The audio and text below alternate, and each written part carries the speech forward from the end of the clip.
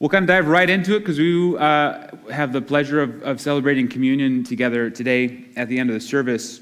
But if you're new here today or just kind of catching up, we've been in the book of Ecclesiastes for the whole summer. And Ecclesiastes is a book that is written by King Solomon, and it's really him reflecting on his life. You know, for being a really wise guy, he lived kind of dumb for a lot of it.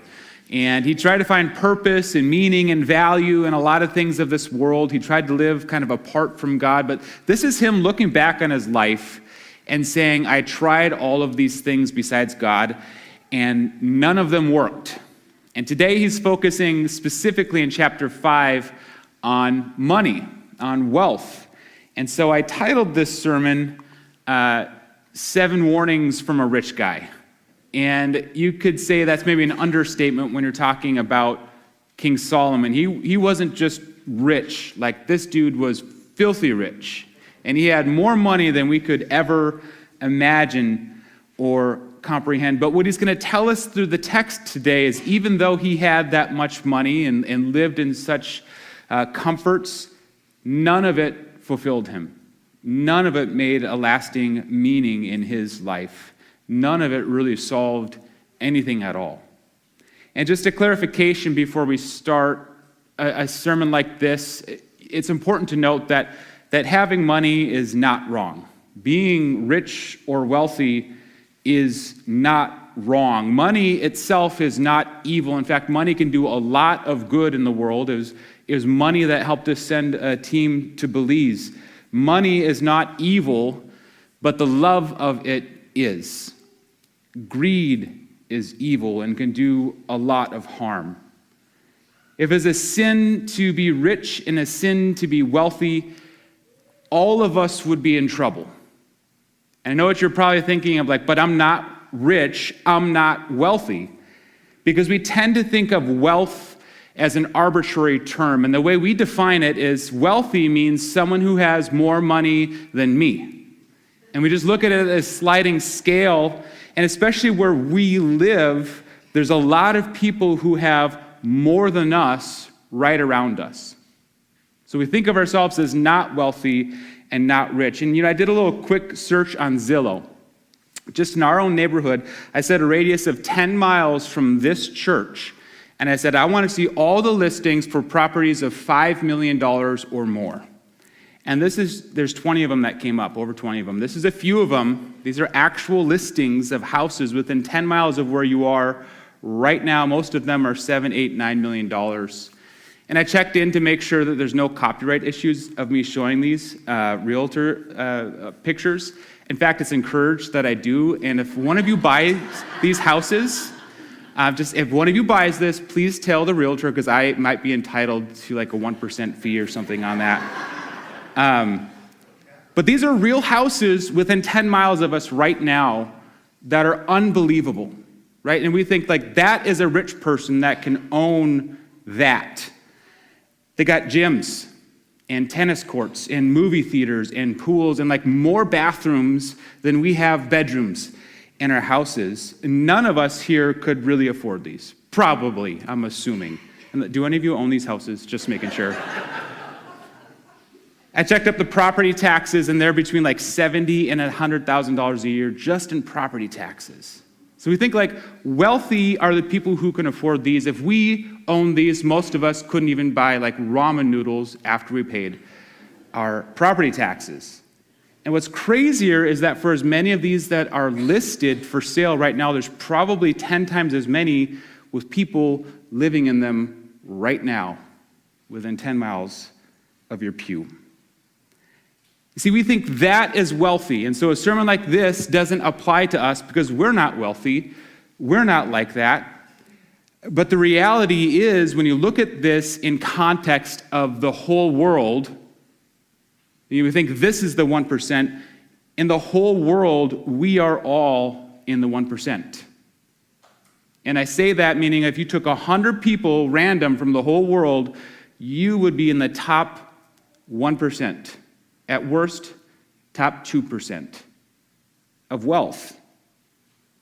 There's 99 other people in the world besides you who are looking at the house and the things you have saying, That is unbelievable.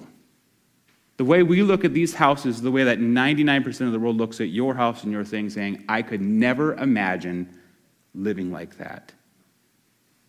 Wealth is an arbitrary sliding scale. And the reality is, it's not the amount of money you have, it's the way you view it that really matters. Because we might look at a guy like Solomon and say, I can't imagine having that much. There's a bunch of people looking at you saying the very same thing. And it matters how you view it in your life at the end of it all. And so with what you have, whatever you have, I want you to take these warnings very personally, because they apply to you just as much as they did to Solomon, or the 1%. He gives these verses in Ecclesiastes 5, and we're actually going to go through these just one at a time today, because I want to take a good look at them. So we're going to read them as we go. I encourage you to open up your Bibles there right now. Ecclesiastes 5, starting in verse 10. This is kind of our first warning from King Solomon. And he's really saying is you're never actually going to have enough money to feel fulfilled. Verse 10 says, whoever loves money never has enough. Whoever loves wealth is never satisfied with their income. This, too, is meaningless. And of course, if you've been through the series, he's talking about all of the things that are meaningless in life. He's saying no matter how much money you have, it will be meaningless to you if that's where you place all of your value. You will never have enough. And this verse kind of speaks for itself, but I would call this the Rockefeller syndrome. John D. Rockefeller, I've mentioned this a few times from the pulpit already, but he's the richest guy in the world in the 1900s. He had his fingers in everything, more money than you could ever imagine. And he is famous for being asked by a reporter, John, you seem to have everything anyone could ever imagine, yet you don't seem happy. What do you need to be happy? And his answer famously was, just a little more. And he lived out this verse exactly as King Solomon wrote it. It doesn't matter how much you have in life. If you love money, you will never find contentment in it. You will never have enough. And it's kind of difficult for us to believe because we don't have as much as someone else, and we think if we just had that little more, we truly would be happy and content, and all of our problems would be solved. But most of us only have to look to our own lives to realize that this is true. I know early on, when I first graduated college, it was just like, man, if I could get a job that's like $30,000 a year, that would be amazing. More money than I've ever made. And all these people needing like hundreds of thousands, I can't believe that. But you realize that you just always need a little more and a little more. And every person looks at their own career track and they're making way more now later in life than they were early on, but they're still not content with it. And I know someone very close who I speak with often, and he is obsessed with finances. He's always talking about how much, or more accurately, how little he makes in his own mind. And he always says, I wish I had more, I wish I had more. And 3 months ago, and comparatively, he is underpaid for what he does, and I can understand all of those frustrations. But he said, all I would need is $10,000 more a year, and I would just be happy. And I challenged him in that moment.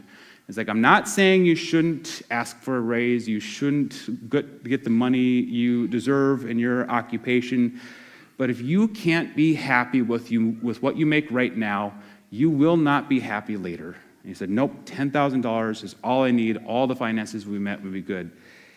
He just got a $9 an hour raise, which equates to about $20,000 a year. And he found a way to be unhappy with that, because his coworkers got a raise as well, and now he's still not paid enough. And there's this love of money that's driving him, and it hurts me to see it destroy him from the inside out. He needs to be content with what he has, because $100,000 and $100,000 more on top of that will never truly satisfy him. If you love money and you're driven by money, enough will never be enough. And as Solomon says, it's meaningless. So that's his first warning about wealth, and take it from him. Getting financial advice from King Solomon is like getting basketball advice from Michael Jordan, all right? This isn't a top 1%er. This is a top 1, all right? Richest guy that has likely ever lived, and still he didn't find contentment in his riches apart from God. The second warning he gives is in Ecclesiastes 5:11. He says, "As goods increase, so do those who consume them, and what benefit are they to the owners except to feast their eyes on them?" Essentially what he's saying here, everyone's going to want a piece of your money. All right, and there's two ways you can interpret this verse, and both are correct to the principle here. One is the more money you have, the more people you're going to need to manage that money. Right? And as your wealth grows, like your workers are going to need workers, and those workers will need workers, and then you're feeding a whole bunch of mouths, and the more and the more and the more means more and more people who's kind of consuming your money and getting a piece of it. The other idea is that you're going to attract leeches in your life. Right? And there's a reason that the majority of lottery winners choose to remain anonymous today, because they've learned from the winners before them. If you win the $100 million lottery and your face is on the news and you're all over, every single person that has ever known you is going to be reaching out to you. The person from high school that you spoke to once, the former coworker at the gas station, all of them are calling you and saying, "Hey, I'm in a bind. If you just have like $5,000, $10,000, whatever, it would really help me out." And they're going to have all these leeches in your life who are going to want everything you have. And there's a story of Bernie Kosar, who was a quarterback in the 90s, kind of a star quarterback in his time, who made tens of millions of dollars in his career, and then just as much after he retired in business investments. And yet, by the time he was 50, he was bankrupt, without a penny left. And he didn't know how it happened at the time, but he was interviewed by a reporter who tried to kind of say, give us the story here. How did you have tens of millions of dollars and then nothing about 20 years later? And he told the reporter, as he looked back on it, he realized at one point he was paying for 60 cell phone plans, and only one of them was his. He had people knocking on his doors asking for money and needing thousands or tens of thousands of dollars, and he gave it to everyone who wanted it. His wife decided she wanted a big piece of it and divorced him and took half of it. There was attorney fees from lawsuits. The IRS is coming after him. There's crooked financial advisors who saw him and took advantage of him, and before you know it, all of it was gone. And the second part of this verse, it says, "What benefit are they," meaning the riches, "to the owners except to feast their eyes on them?" And this really means, what's the benefit of money except for to kind of watch it vanish, like a magic trick, or like a turkey leg going in the water with piranhas, like the cartoons where you put it in and you take it out and it's just a bone. That's kind of like what riches are for Solomon here. And the more you have, the more people are going to come to help you spend it. Everyone's going to want a piece, and you have to be ready for that with wealth. The third warning he says is that money might actually bring you more problems. In verse 12, he says, "The sleep of a laborer is sweet, whether they eat little or much. But as for the rich, their abundance permits them no sleep." Now, this is him comparing two types of people. One who has to work day to day, and it doesn't matter whether they're living in abundance or they're living with very little, but they're the people who have to work. And he's comparing that against those who don't have to work anymore, the rich. And he's saying the day laborer is going to have their head hit the pillow every night and sleep well. But the rich is filled with anxiety and unrest and problems. And I'm sure you've heard the expression, more money, more problems. This is kind of the original statement saying that very same thing. More money, more problems. And you might be praying, "Please, Lord, smite me with the great affliction of wealth. Bring the problems to me." But as Solomon is saying, be careful what you ask for. And we see it in our day and age that some of the most unhappy and most anxiety-filled people in our culture are actually the wealthiest. And going back to the lottery winners, it's well known that the majority of lottery winners of large pots end up clinically depressed within 2 years. And it's because we think that money is going to make us happy, and we sell ourselves a false promise. It doesn't, and it won't. And the more money you have, the more complicated it gets. The more you own, the more that kind of owns you. And as you love money, you are driven by hunger for more, regardless of how much you have. And so Solomon's warning here carries great weight to us.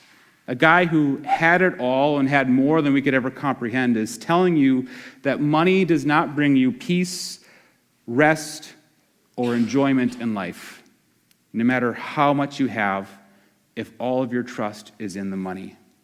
In fact, it'll probably make your life worse. The fourth warning we get is that greed will definitely harm you. In verse 13, he says, I've seen a grievous evil under the sun. And again, this statement, under the sun, means life apart from God, people who are living in the here and the now without any relationship with God. He's seen another evil for someone living like that wealth hoarded is to the harm of its owners. In Proverbs 15:27, he says a little different, that the greedy will bring ruin to their household. And we see that greed, this love of money, eats people up from the inside out. It will poison you. It'll kill relationships in your life. It'll make you a selfish and uncompassionate and dishonest person. And 1 Timothy says it a little bit more directly, that the love of money is the root of all kinds of evil. If you live with hoarded wealth and riches, if you live with greed, it will definitely harm you from the inside out. The next warning you see in verse 14, that your wealth, no matter how much, will never truly be secure. It says, or wealth lost through some misfortune, so that when they have children, there's nothing left for them to inherit. And what he's speaking about here is not like being dumb with your money, like taking everything you own and then saying, I put it all on red at a casino, or investing into a pyramid scheme. He's talking about misfortunate things. You could be incredibly smart with your money, very clever with your finances, and something could still happen to you. There could be an economic collapse that just wipes out all of your accounts. There could be some unforeseen emergency, health emergency, that's going to take all of your money. You could be robbed. It can be taken from you. And we can all understand that there's probably someone in our life that has been taken advantage of by a scam or a con man, or had accounts hacked, maybe had health issues that went well into the hundreds of thousands of dollars, or maybe you invested in Enron, and remember that, or were a victim of economic recession. In Proverbs 23:4-5, he says it much more clearly about the security of our wealth, or lack thereof. He says, don't wear yourself out to get rich. Don't trust in your own cleverness. Cast but a glance at riches, and they are gone. For they will surely sprout wings and fly off into the sky like an eagle. And money has that way of just kind of flying off. No matter how good and wise you are with it, it's never truly secure. And even if you protect your money and you keep it your whole life, this next warning is maybe something we all can understand, is that you will leave everything behind. In verses 15 and 16, he says that everyone comes naked from their mother's womb, and as everyone comes, so they depart. They take nothing from their toil that they can carry in their hands. This too is a grievous evil. As everyone comes, so they depart. And what do they gain since they toil for the wind?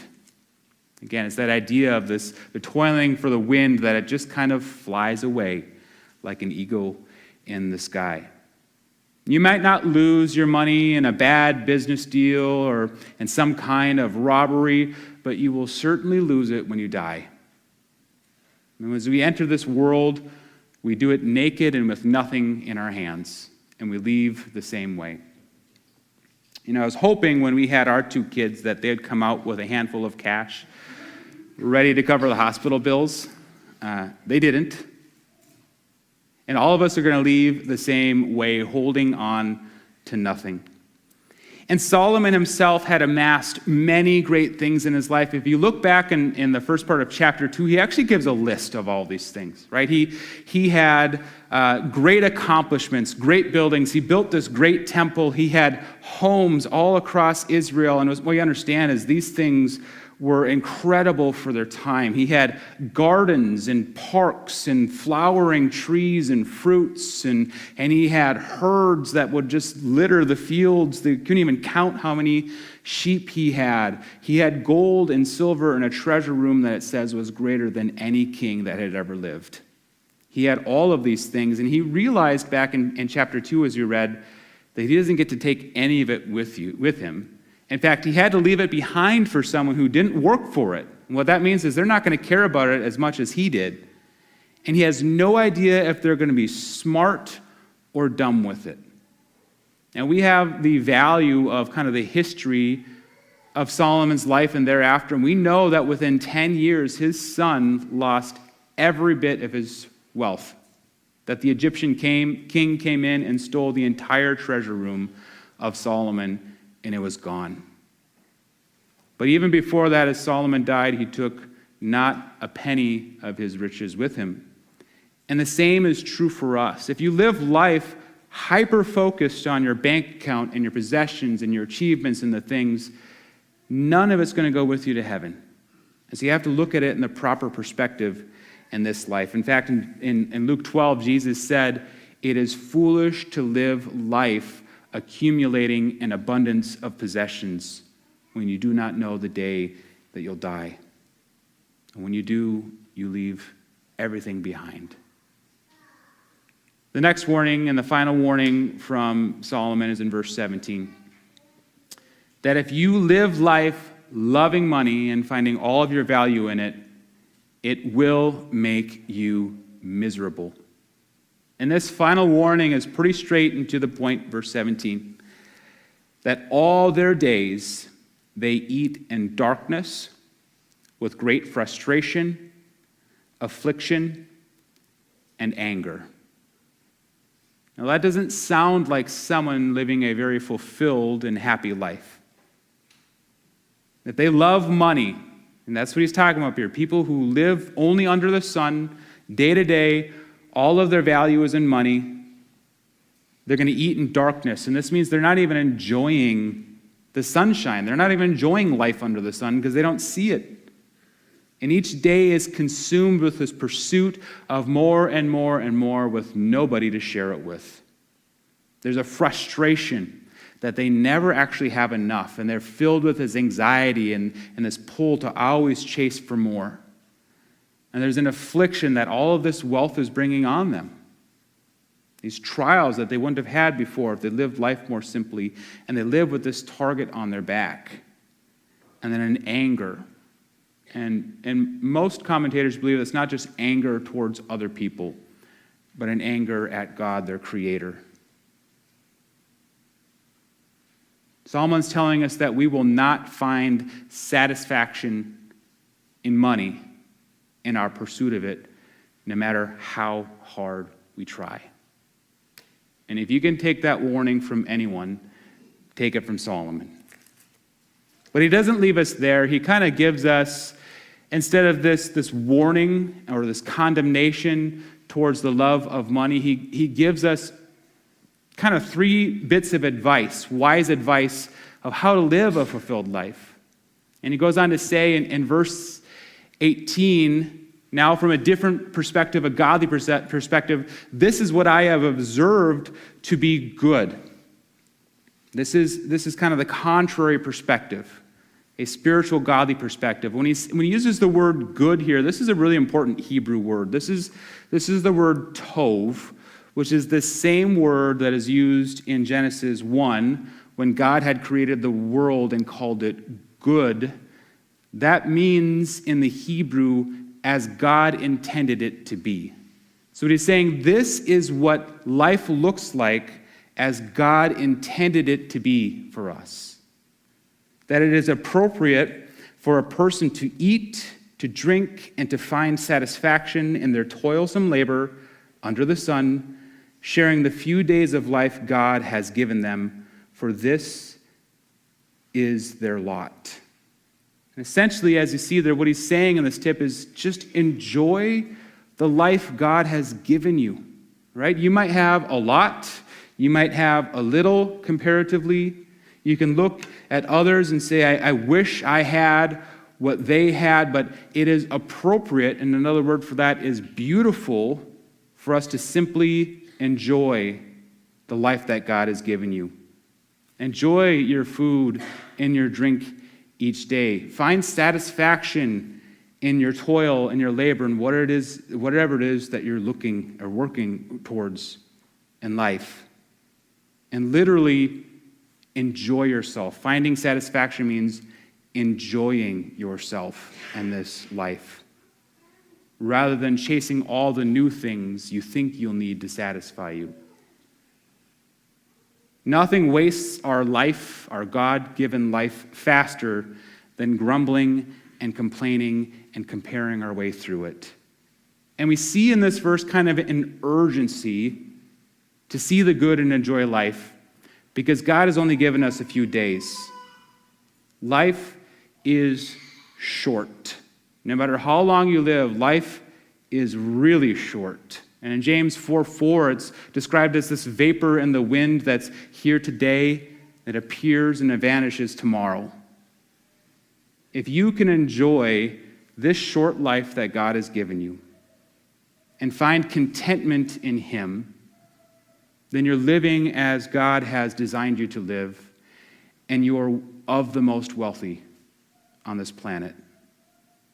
And so much of our life is thinking we need the new thing to enjoy life, when God's saying, no, I gave you life to enjoy the things that I gave you. And you've got what you've got. I think if I just had the better job, I see this friend and he's got this great job with great pay. If I had that, I see my other friends with this beautiful family. You know, there's people here who don't have the families, who don't have the spouses for whatever reason. And we look at the others and say, I wish I had those things, but God has given the life that He's given you. He's given you the things that He's given you. And your lot in life, as it's saying, is to enjoy it and to see the good around you. And the second bit of advice is not just enjoy your life, but as we've already mentioned, enjoy the gifts. Enjoy the things that He's given you. And I don't mean this like in a hedonistic or selfish way. You have to do this within your eternal perspective and purpose. But it goes on to say in 19 that, moreover, when God gives someone wealth and possessions and the ability to enjoy them, to accept their lot and be happy in their toil, this is the gift of God. See, having stuff, having things in life, whatever that is to you, money, cars, relationships of any kind, having them is a gift of God, but the real gift of God is enjoying them and being content with what you have. And it's a lesson that Solomon learned the hard way, because no matter what he had in life, he just wanted more. Accept your lot, and that means to accept what God has apportioned to you. This is your life. These are God's gifts to you, and the greatest gift is to enjoy them. That's what we call contentment. And contentment is the true mark of spiritual maturity in a deep-rooted relationship with God. And the last bit of advice he gives is this in verse 20. To enjoy every day that God has given you. He says in verse 20 that they seldom reflect on the days of their life. And this is talking about those in God. They seldom reflect on the days of their life because God keeps them occupied with gladness of heart. What this is saying is that if you know God, if you're content in him, you don't look back on your life and say, I wish I would have done this differently. I wish I'd have had more. And it's this life of kind of regret or feeling like you've missed out. And he's really saying that those who know God are kept busy. That's what occupied means. They're kept busy being glad in heart. We enjoy each day for what it is, that we don't need to relive the old days. We have today to rejoice and be glad in it. And that's Psalm 118:24. This is the day. Today is the day that the Lord has made. Let us rejoice and be glad in it. And if some of you are saying it's hard to rejoice today because of the stuff I'm going through, and I don't want to minimize anyone's trials, I don't want to minimize anyone's hardships, and I know certainly there's people here today with pain that's fresh today. But everyone has stuff like that. Not everyone has God. And if you have God, there is a gladness that can live in your heart through any trial. There's a joy that transcends all of that, knowing that you have Christ, knowing that you have forgiveness of sin, that you have salvation in him, and a new life with a new purpose and a new perspective, a life that he gives, a life to the full, a life everlasting. And if you have that, no matter what other stuff there is in life, then you have enough to rejoice and to be glad. And that's today. Every day is a gift.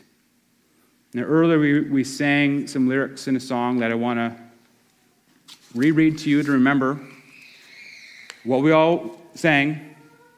That my worth is not in what I own, not in the strength of our flesh and bone, but in the costly wounds of love at the cross. My worth is not in skill or name and win or lose and pride and shame, but in the blood of Christ that flowed at the cross.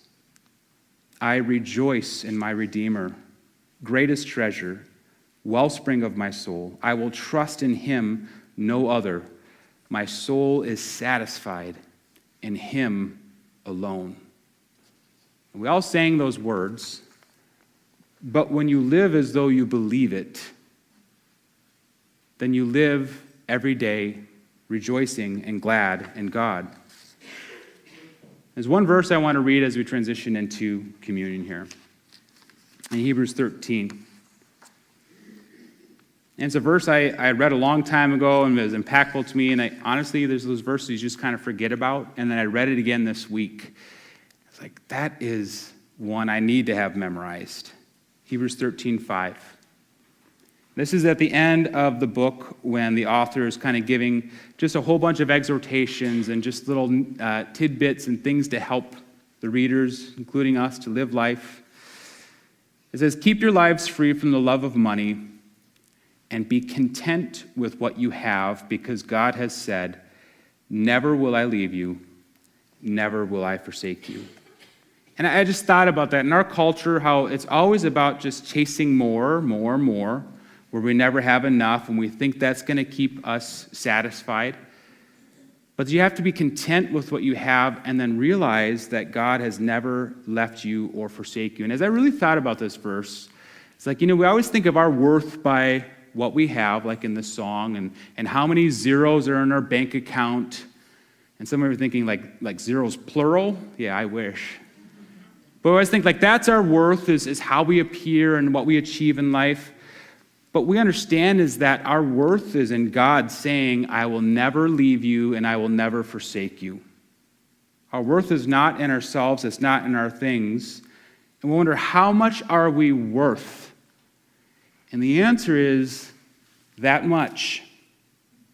That's our worth. And that's how much God loves us, that in our greatest time of need, in sin and threat of eternal damnation, God loves us that much and said, we're worth that much that I will die for you. I will not leave you nor forsake you where you are. And he redeems us, and he saves us. And that makes us the most wealthy people in the world. And that's what we have to remember right now in this time. You know, when Jesus died, the night before he died, he told his disciples they are to eat the bread and to drink the cup and remember what he has done until he comes again. He told us to do this so we don't forget how wealthy we are in him and where our greatest treasure really lies. And we remember the sacrifice of Jesus for us, that he didn't leave us, he didn't forsake us, but he came through in an incredible way that we honestly can never truly understand in this life. That's what we do when we take communion, is remember the sacrifice. And if you're new here today, just a little bit about communion here, because I know it can be different from church to church. We view this as a completely symbolic thing where the bread and the cup represent the body and the blood of Christ. And we open this to every believer. You don't have to be a member here. You don't have to go through any kind of special class. If you profess faith in Jesus Christ, this time is for all of us to share as brothers and sisters in him. And we also believe that this is not a sacramental thing that, gives you more grace or more forgiveness. This is simply a tool to help us remember the forgiveness we have through faith in him.